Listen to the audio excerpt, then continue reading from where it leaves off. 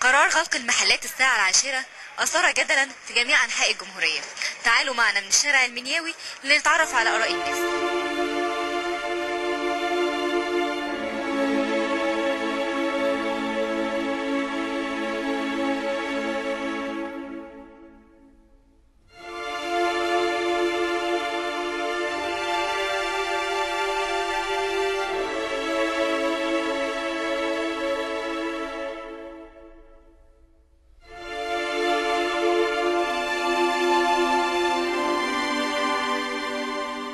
حضرتك مؤيد لقرار غلق المحلات الساعة 10؟ لا مش مؤيد.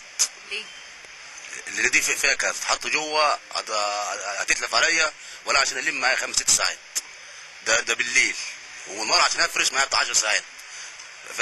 فده تعب يعني اصلا لكل الناس. يعني انا بزود البطاله اساسا. يعني مثلا في مطاعم ومحلات تاني ولادي بتبدا من 10 بالليل مثلا للفجر، ورديات مثلا 4 افراد حاجه تهوش. انت قيس على الجمهوريه كلها بقى الافراد دي كلها. عارض جدا طبعا، عشان انا المجال بتاعي 24 ساعه، وحته ان انا اقفل الساعه 10 دي صعبه جدا، لان انا عندي بيبقى في اقبال عندي جدا بعد الساعه 10 وبعد 12 وبعد 1 لغايه الصبح كمان 7.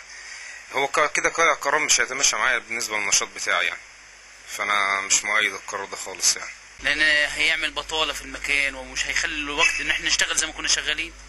احنا شغالين كويس كده طول اليوم، يعني احنا بنفتح 24 ساعه عشان نشتغل ونسدد الايجار، وبنسدد الناس دي عليها اجور، ليها اجور بتاخدها. احنا هنا شغالين 4، لو بقى 10 ساعات اليوم بنفتح فيه بس هنبقى 2 بس، بدل 4 نبقى 2. هنخلي 2 يقعدوا في البيت، احنا عملنا 2 يقعدوا في البيت يعني مش هياكلوا عيش، والاتنين متجوزين ومخلفين.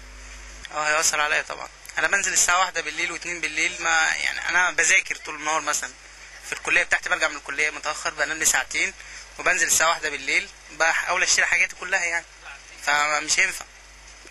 لا والله المفروض يسيبوا الناس تسترزق، ده كده قطع رزق. صح كده.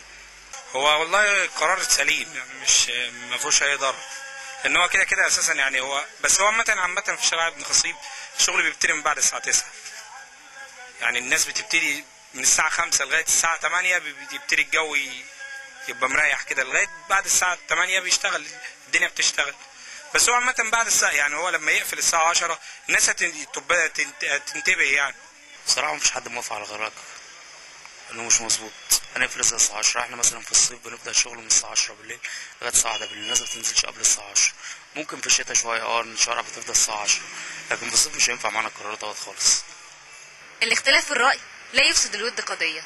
نتمنى ان يكون في ود عشان تتحل قضية المحل التجاري. سهى خالد، منياوي.